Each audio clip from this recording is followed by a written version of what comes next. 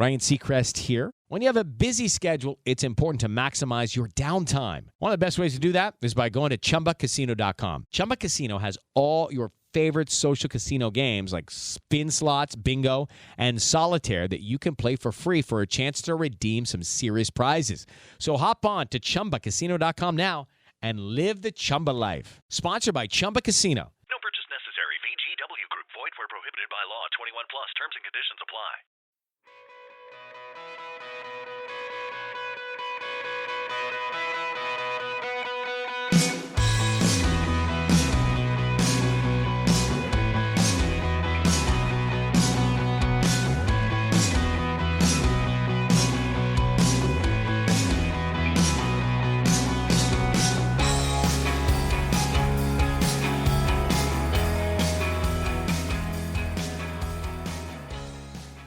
Hello and welcome to the 12th episode of the Extreme Sports Performance Podcast. My name is Ryan Blake, I'm the founder and CEO of Extreme Sports Performance. In this episode I'm going to be speaking to Phil Scott. Phil is the S&C coach for the England men's cricket team. I'm going to be asking him the questions I ask all my guests: who he is, what does he do, where has he come from and what has he done along the way, what are the key moments from his career so far, what are his top areas of interest, what are the most valuable things he's learnt? Who are his top influencers? What are his top resources for information? What are his top sports performance exercises and or drills? What are his top pieces of advice in life, exercise and or sport? And where can people find him? We freestyle a little bit in between questions and towards the end as normal. Really enjoyed recording this one, especially for the second time, which you'll find out more about as you listen. Here we go. Hi Phil, thanks for joining us on the Extreme Sports Performance Podcast for the second time. For those listeners, we had a bit of a technical issue, or I had a technical issue last time, so Phil's very kindly come back on. So just to get us started off, could you just tell everyone who you are and what you do, mate? Thanks for having me back on again. My name's Phil Scott and I work with the England men's cricket team as the strength and conditioning coach. I've been there for just over 4 years now with them, and so fundamentally we look after the 17 centrally contracted England players. We obviously have some county players that come in and out with our team, but our main responsibility and accountability with those centrally contracted players, red and white ball. Red ball, when I say red ball, I'll probably refer to it as red ball. Red ball is your test match cricket, your long 5-day format. And your white ball is your 1-day game, and your T20 game, which is your 20-over game. So yeah, we travel, we play throughout the year. Summer in England, and then winter there's always a tour to at least 2 countries. So we can spend up to 250 days on the road in hotels playing. So the guys have a lot of cricket, and we're pretty busy all year round. Fantastic. So, how did you get to where you are then? Where did you start out in your professional career, and what was the kind of pathway or the route to your current role? The route, so I did a sports science degree, not honestly knowing too much of exactly what I wanted to do. And then I was very lucky. I went to Swansea University and had Liam Kilduff as a professor there within sports science, who I spoke to a lot and gave me a bit of direction. Having left my degree at Swansea, there was a friend of mine, a family friend of mine actually, Matt Church, who worked at Surrey a few years prior to you. I asked if I could go along. I was personal training at the time and said I'm interested to see what happens within the sports world as opposed to the personal training world. And he brought me along for a winter along with Dan Pratt to intern with him and work the academy, and started guiding me through S&C. And from that moment, I was like, right, this is definitely it. I'm keen to do that. So signed myself up to a master's at Middlesex under Anthony Turner. Did that for a year. I started getting a bit of experience and working with random people. Still personal training at this point. And then I badgered Liam Kilduff for quite a while until he gave me a master's. It was a research master's back at Swansea. So I was very fortunate to have Liam put up with me for a year and work with him. My master's there was neuromuscular and biochemical responses to international rugby sevens. So an amazing kind of amount of information coming out of him and set me up nicely there. And then I think when I was very lucky in South Wales. There was obviously accredited S&Cs down in that area, but it seemed to be that all the accredited S&Cs were with professional teams and in work and pretty busy. Yeah. And I think I was one of the few coaches down there that was accredited but wasn't working professional teams. I was working at the university. I was working with the Glamorgan Academy under Rob Arman and some Welsh tennis with Rob Myers. So work seemed to come my way because everyone else was busy pretty much at that time in 2010. So I got a lot of luck, I guess, in terms of things coming my way, and then in the early days and a lot of experience, and then made my way towards Lancashire County Cricket Club, where I started in 2012, and then I've been with England since 2014. Fantastic. So did you find that the transition from county cricket to international cricket was a big change, or were there some similarities or big differences? I think being honest, there probably was. It's still cricket, it's still cricketers, but the environment that you're dealing with, I think, like I mentioned already, that you're constantly on the road. So having those focus blocks of training, you don't necessarily get them like you do in county cricket. So in county cricket, you'll have 6 months of playing, you'll have 6 months of off season, of which 4.5, at least will be winter training. So that's a good chunk, and I can't, imagine too many other sports get 4.5 months, 5 months straight before their season starts. Football has a 6-week window, and athletics has certain competitions throughout the year, and going from a good chunk in the winter to being constantly on the road and always in competition mode, getting momentum and traction and trying to get the guys moving quickly forward. We have moved forward, but I think the amount you move forward how quickly you move forward is a lot slower in international, kind of whether you like it or not, because you're constantly on the road and they're constantly playing. And even teams can change, and you have a red ball and white ball team, and suddenly the test team are back with their counties or having off time.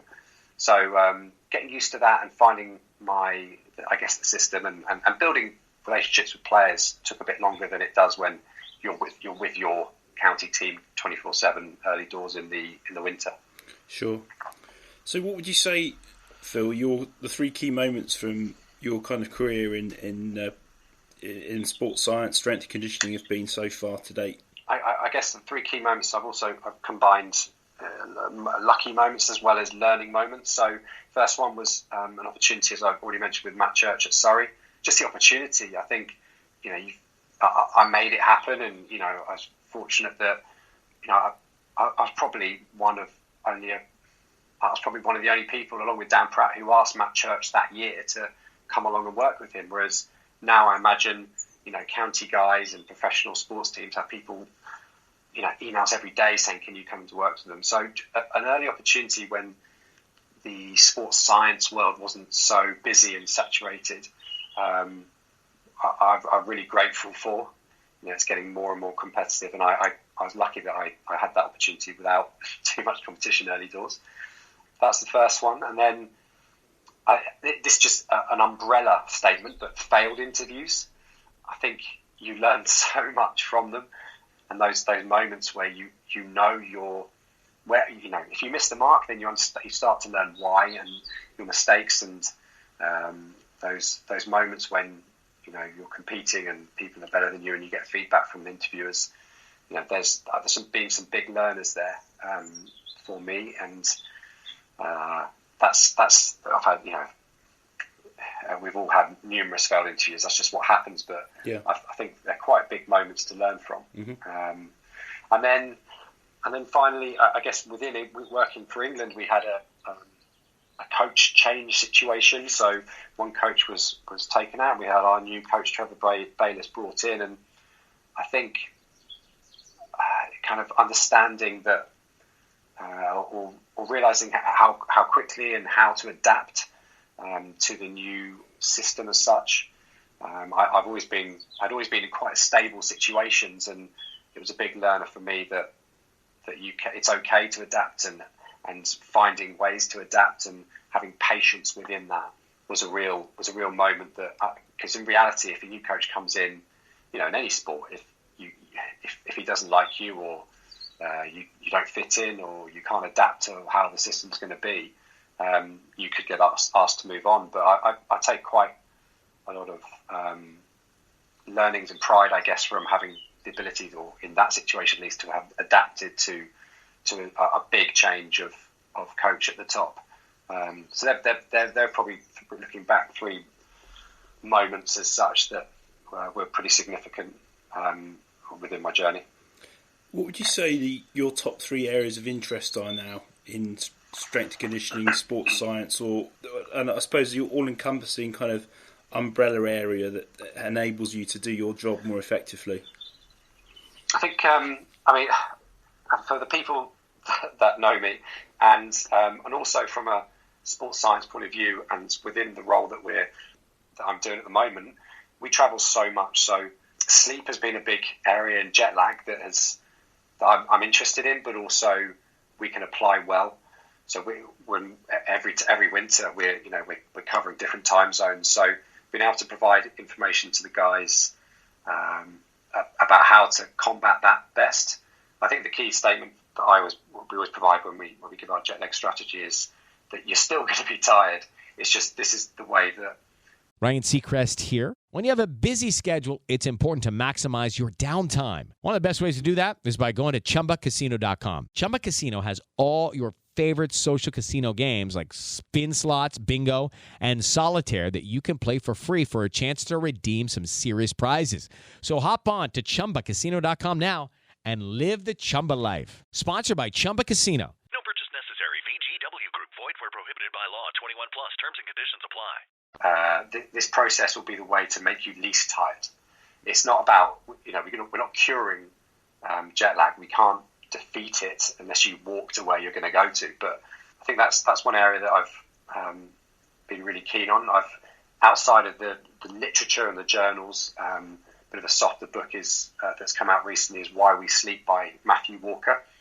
And to supplement the whole sleep and jet lag thing, it's an unbelievable book that makes all the science very simple and applies to top end performance, but also your day-to-day gym goer and person who is conscientious about their health.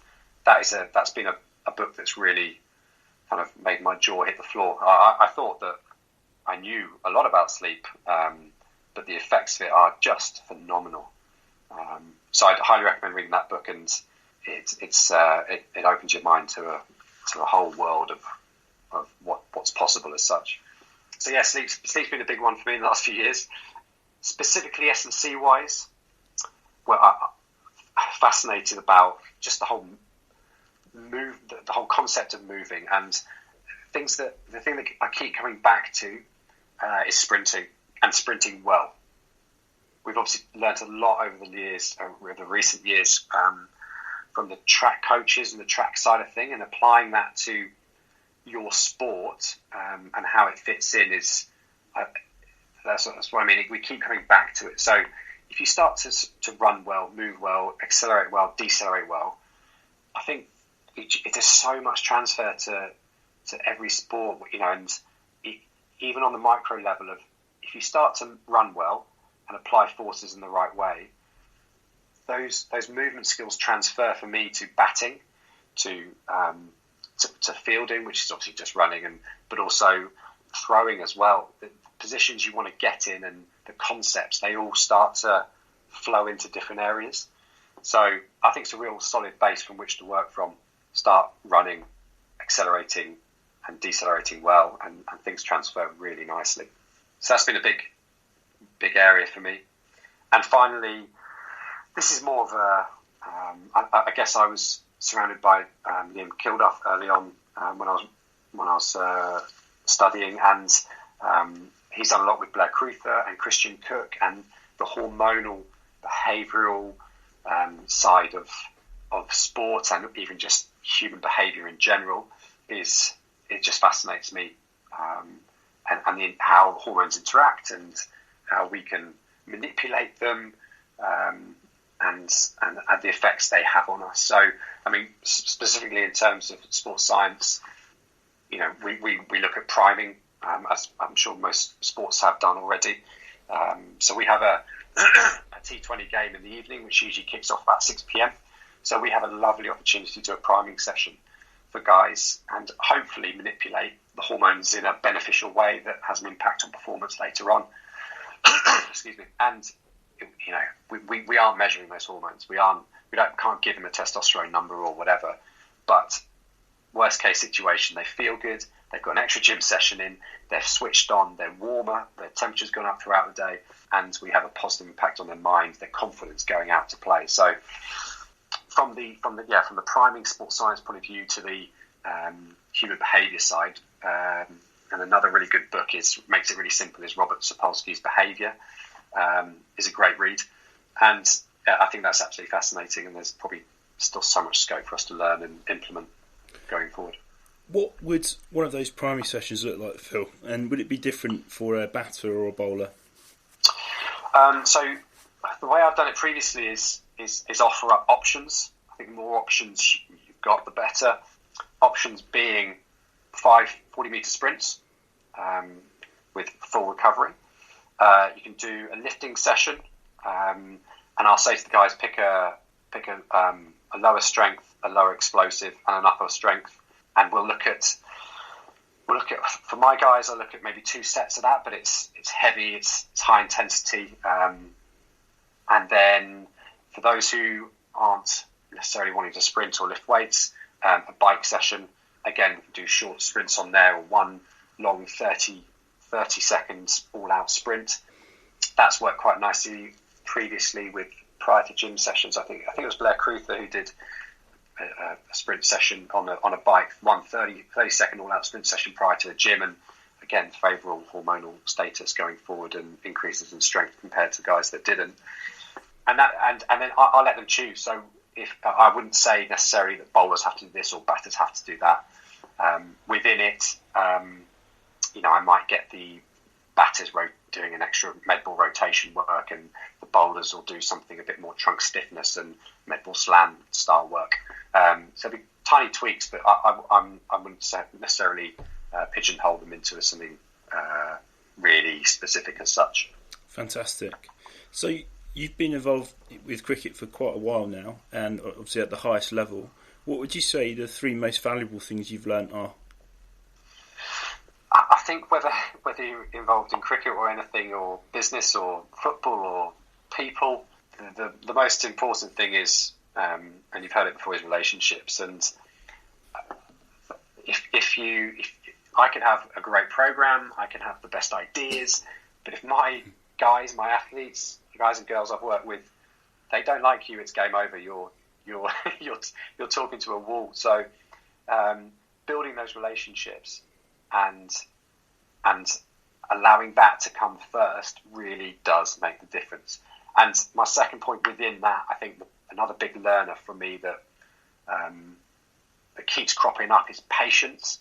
So you might understand that, I've understood that relationships are really important, but you still go, I need to get that program out and I need to get them to do this particular exercise and all this kind of stuff. But actually, if it takes a day or a week or a month or a few months to get these athletes to do what you really want, but it takes 6 months, that's fine. That is okay, because if you're going to work with them for 4, 5, 6, 7 years, you've got those years in the bank. But you need patience is probably, alongside relationships, the biggest one, because it takes time to build relationships. Some people open up straight away. I've had guys who didn't talk to me, worked with me. I worked with them, but almost didn't talk to me for the first few months.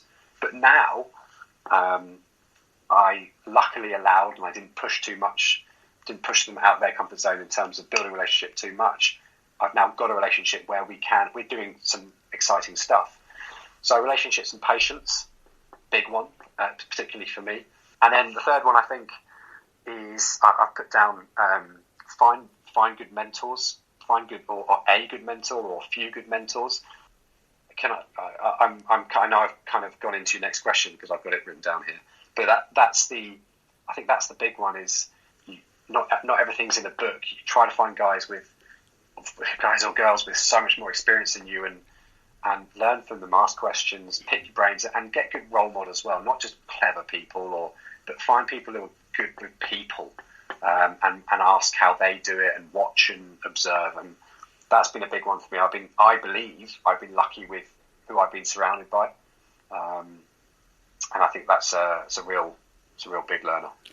So, as you correctly alluded to, that is the next question. So that's a really nice transition. So, who would you say those people are for you? Well, I think I'm close to mention them all already. But Professor Liam Kilduff at Swansea University. He makes you work so hard. So the research masters I did with him, you are worked to the bone, but he pushes you so hard in the right direction, and his knowledge is just ridiculous. If he does turn up to conferences and present a fair amount, and he's very modest. He won't shout about himself. He goes very unnoticed with a lot of work he does. But if you can grab him, he loves coffee. I would highly recommend 10-20 minutes with him if you can get it. He's been a big impact on me, and a big learner, made me work harder than you can work. So I'm pleased to say that I've done some work with him. My initial starting role in S&C as such with Matt Church, who is based down in Surrey, brilliant with people. Probably doesn't realise how good his knowledge is as well, but his interactions with people and how he can influence in a positive way is just, it's brilliant to watch. He can get anyone to do anything because they want to do it for him. He's been a big impact on me and someone I speak to regularly. And my current strength and conditioning national lead for the ECB is Rob Arman. He's been around in the game for a long time, and applies, for me, the thing with him is he applies the evidence-based and research so well with his own common sense and experience. It's a really nice blend. It fits really well, and I think it's a really it's evidence-based, common sense approach. It's a really nice way to go, and he's again been a massive help to me, and well worth a coffee. So, next question: what if there was something you needed to find out about, and you weren't quite sure, or you needed a little bit more detail on it? What would you say your top resources are for information at the moment? In reverse order, I'd go.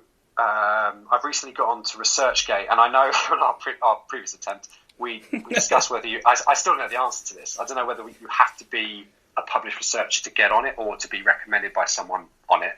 But ResearchGate is where the authors of all the journals, at least, are on this. What is it? Almost a social network. And if the journal article isn't available online, you can message them and they will send it to you. So I've been able to get access more recently to journals that once you're out of university, you don't have access to free journals, and £30-40 a pop if it's not free. It is Ryan Seacrest here. There was a recent social media trend which consisted of flying on a plane with no music, no movies, no entertainment. But a better trend would be going to ChumbaCasino.com. It's like having a mini social casino in your pocket. Chumba Casino has over 100 online casino-style games, all absolutely free. It's the most fun you can have online and on a plane. So grab your free welcome bonus now at ChumbaCasino.com. Sponsored by Chumba Casino. No purchase necessary. VGW Group. Void where prohibited by law. 21 plus. Terms and conditions apply.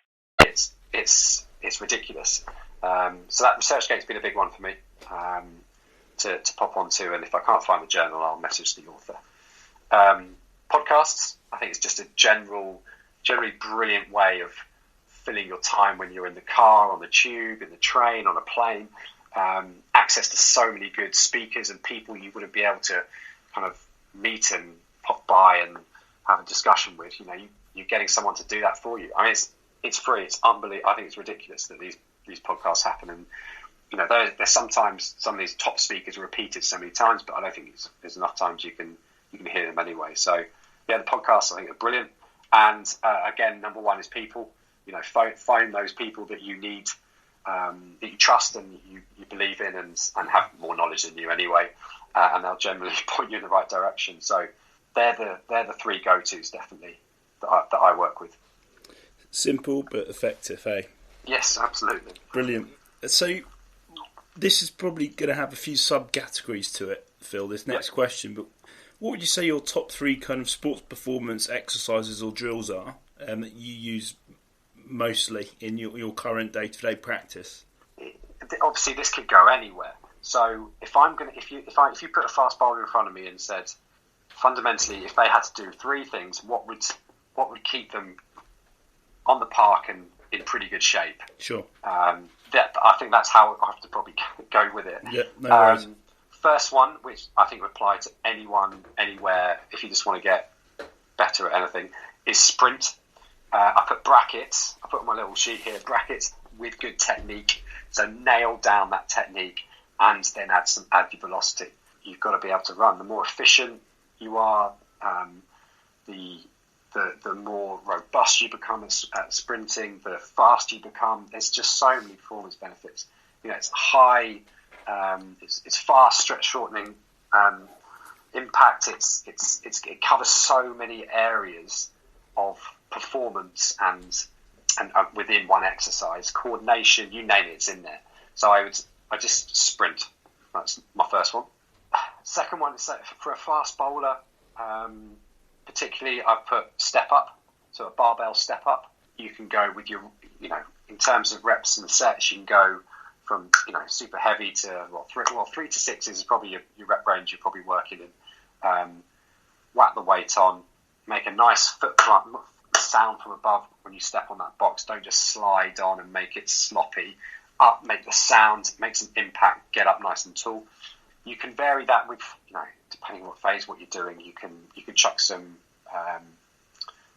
hanging bands on both sides, on one side. So there's variations within that, which I quite like as well.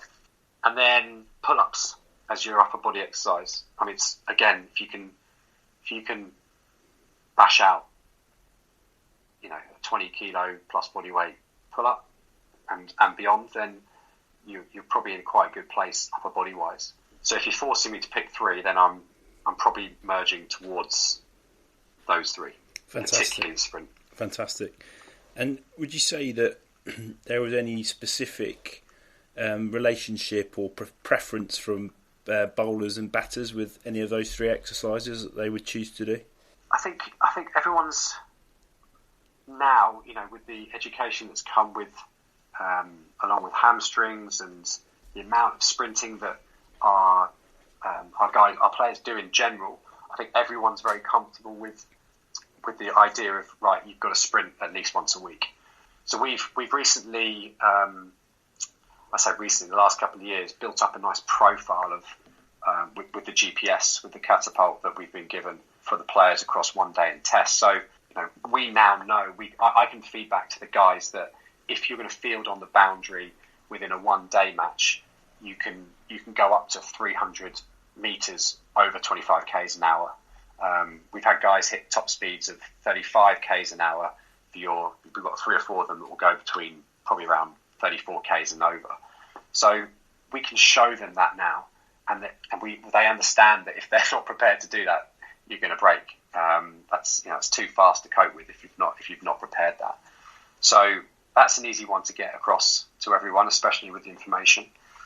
And then within say a step up, and some guys like to squat particularly. Some guys, probably the more the bowlers are more, on average, have a tendency not to want to load their back too much. Yeah.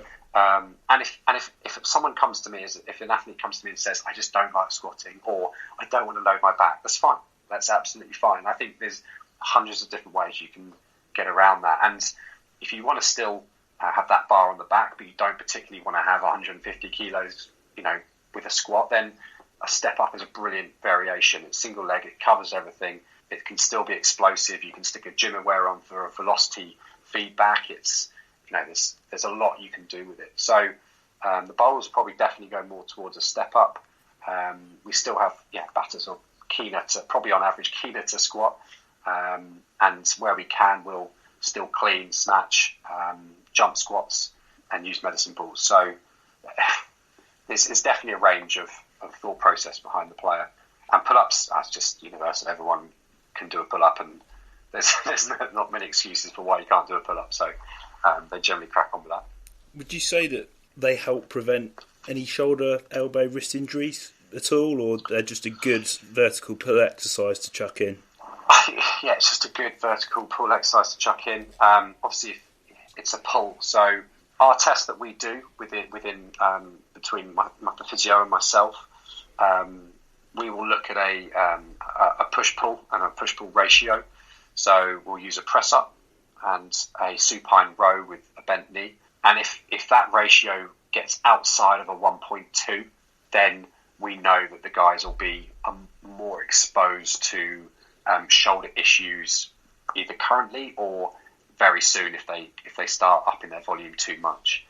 In terms of the guys that are in a happy place with that ratio, with a push-pull, the guys that generally have no shoulder issues are in a happy place with that ratio, but also can do a pretty decent heavy pull-up as well. So it's probably a combo of a couple of tests or exercises, however you want to put it. Cool. But yeah, that's how it fits into our thought process. That's fantastic. No, that's really insightful. Thanks for sharing that. Kind of semi-related to what we've just discussed, how do you approach monitoring players, and particularly monitoring workloads?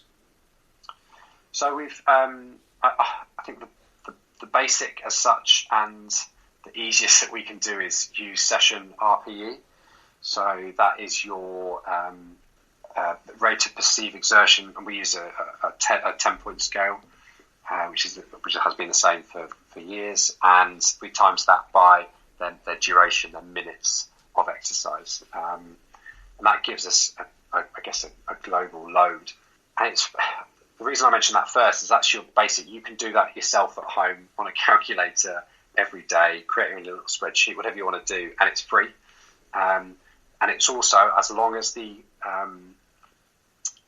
athlete is reporting honestly. And I don't, if that's down to you to read your athlete and have an honest conversation, then I think it's a brilliant way to understand where they're at, and you can still apply your acute chronic workload ratios within that.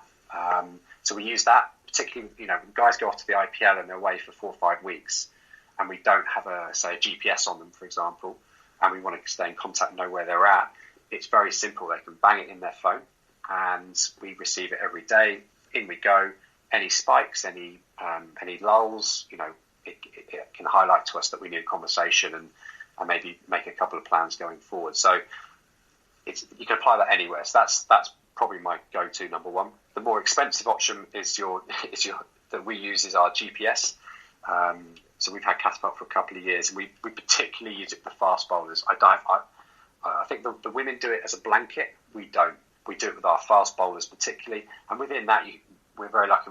We know exactly how many balls they've bowled, and then obviously you've got all your sprint meters, your total distance covered, your load, and we've got some metrics within the bowling that we look at as well. So that's obviously a bit more time consuming and expensive, but it works very well. And when you combine them together, especially when we have rehabs, guys will GPS and then we can build them back up. So an example of that would be we had a rehab a couple of years ago, and we know that he's hitting all the sprint numbers and everything like that in a non-fatigue state. So he's gone really well.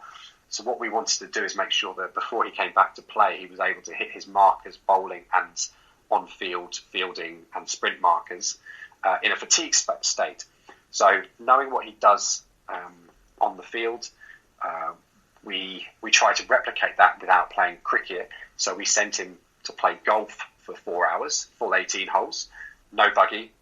The reason I know he had no buggy is because I drove it to make sure he didn't get the buggy. You've got to cover all bases here.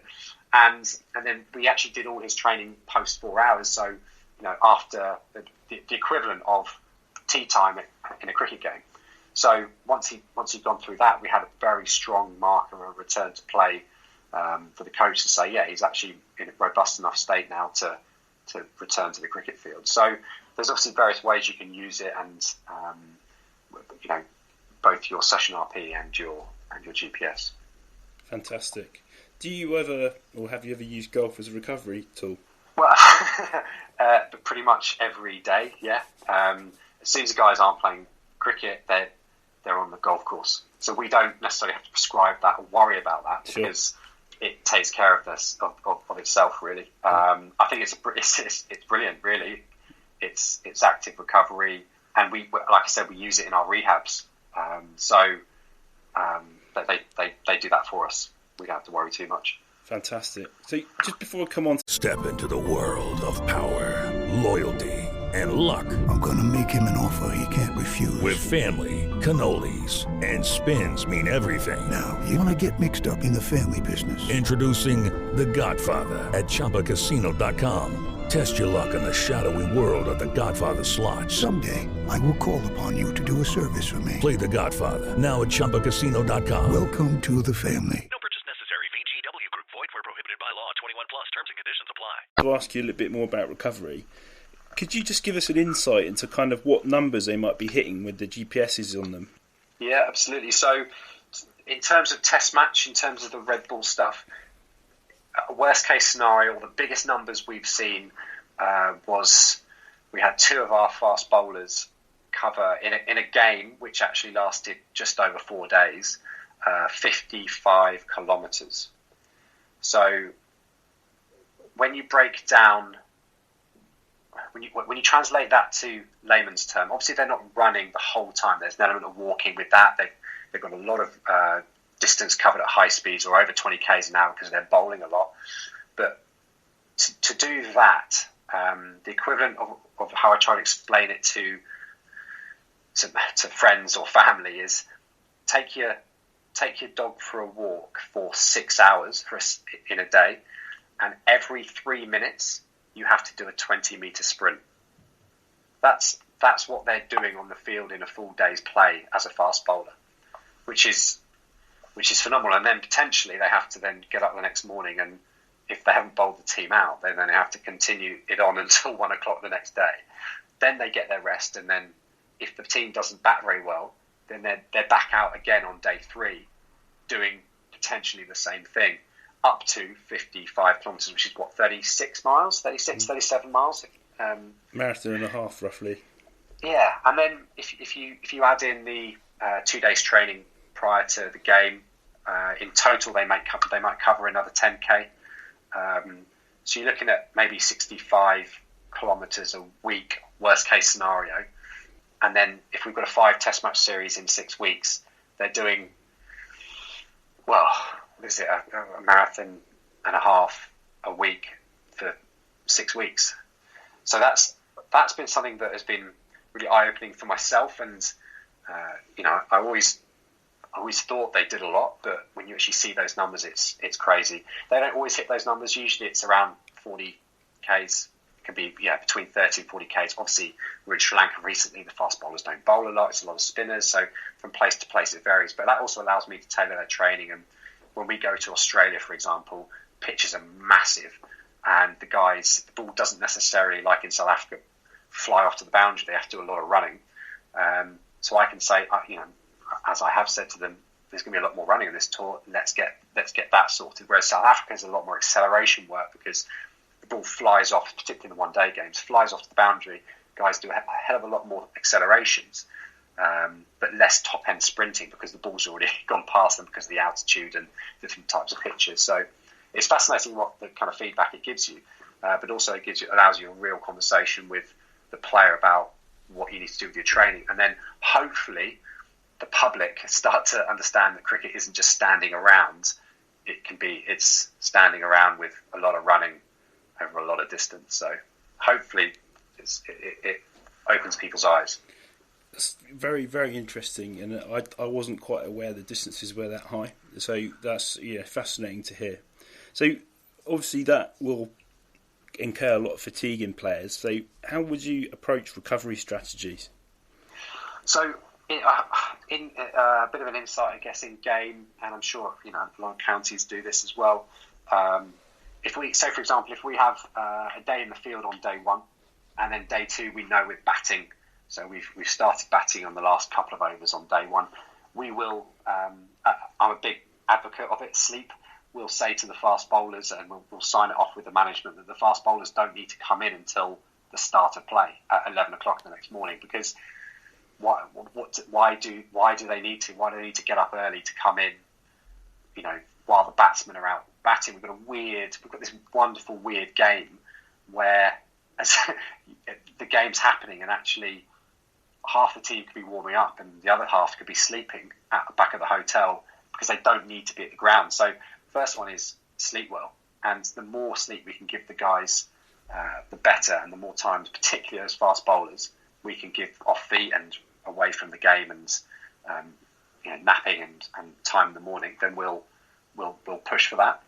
I guess nutritionally, we try to get as much of the right stuff down them as possible. The grounds, the county grounds and the test match grounds particularly are producing very good food these days, which is very pleasing. So the guys eat well. And then we're very lucky, I guess, with the hotels that we're at. There's always a swimming pool and a gym available. So guys might prefer an active recovery in the gym through mobility, through some yoga, which has become very popular in the last few years. Or we'll push the guys to just get in the pool and be in the pool for 20, 30 minutes and move. There's always a massage available as well. It's funny, some people just can't stand massages. Yeah, some people absolutely love them, but there's a paper out by Christian Cook, I think it was maybe 2013, and they found that all these different recovery strategies, it purely came down to choice by the athlete. So if they're not happy doing so, ice baths, let's say they work, right? An athlete that doesn't want to do it, they're going to be unhappy. Suddenly you've got a stressed out athlete who doesn't want to do it. It's not going to work. So the athlete has to be given choice, and that's what we do is whether it's leg recovery, pump, swimming pool, massage, eat and sleep well that night, hopefully every night, but eat and sleep well that night. As long as they're happy, then I'm happy, and then we've suddenly got a better environment for them physiologically and also emotionally. Fantastic. I think I completely agree with you, because obviously the athlete has to be happy and comfortable, and if they're distressed in any way or resistant, then their body's not going to adapt to recover as well as it would be if they weren't. So that makes lots of sense. So last question, really, Phil. What would you say your top pieces of advice are really in life, exercise, sport, and or cricket, really, if you had to give some advice to the younger you starting out in your career, or potentially an undergraduate student looking to follow similar footsteps? Be open to challenge and listen to your athletes. They're the ones who are doing it and who are feeling it, and also have probably sometimes more experience than you. I mean, look at Jimmy Anderson. He's got 15, 16 years of international experience. The bloke's been through every sports science concept and fad. Like he probably has a decent idea of what works and what doesn't. And actually listen to the athlete as soon as you can, and actually ask them questions. And I think when I stumbled across it or cottoned on to asking the athlete and engaging them sooner, you get so much more out of them. And also, I think I'm very lucky at the moment. I've got a good bunch of athletes to work with, but particularly one or two guys, or probably even more, a very challenging bunch in terms of, if I'm proposing something, it has to be watertight. And that's okay. It's okay that the athletes are challenging you. And I actually now, at first, to be honest, it was a bit of a shock, but encourage them to say, look, what are your thoughts before I push this ahead? Have you got any ideas? Where's where's your head at with this, and allow them to challenge you. I think the athletes are a massive source of information that we can tap into, as well as the professors and lecturers and the older coaches. So that would be the one, I think. Speak to the athletes as soon as possible and listen and really get into a conversation with them. Just before we kind of finish up, if people wanted to get in touch with you and possibly ask some follow-up questions, what would be the best way of doing that? So I am on Twitter. I'm not particularly active. I don't overly remember the last time I tweeted, but I am on it, and I do see it. And I use it as a bit of a scroll through and see what everyone's up to. So by all means, contact me on there. I am at PCF Scott. So open to a coffee or a chat or a phone call or whatever anyone wants. I'm more than happy for that. I'll put that along with all the other links we've mentioned in the show notes so people can access them directly. But I just wanted to finish by saying thanks again for coming on a second time. And anything for you, Ryan. I really appreciate it. What have you got coming up at the start of next year? Next year's a big year. We have a test and a one-day tour to the West Indies, which is a rather nice location to be going to for a few weeks. Then some of the guys will go off to the IPL, and then we have the World Cup, and immediately followed by the Ashes in the summer of 2019. So massive year for English cricket, really, for both red ball and white ball, which can be very exciting. Well, best of luck. Hope it all goes well. And thank you. Happy New Year. And to you, yes. Happy New Year. If you can stay on the line, and I'll stop recording. But thanks very much for your time, Phil, and I'll speak to you soon. No worries at all. Thanks a lot. Thanks for listening to the 12th episode. We hope you enjoyed the show. Please don't hesitate to leave us a rating or review on your listening platform of choice. If you haven't already, please check out our website. We have weekly blogs on our blog page. You can sign up to our monthly newsletter via our sign up page. Our online store consists of personal coach, training programs, nutrition plans, interactive training systems, toolbox, and coming very soon, membership packages. We also have several social media platforms: Instagram, Facebook, Twitter, and YouTube. Links to all these can be found at the bottom of every page on our website or via any search engine. That's all for now. Until next time, take care.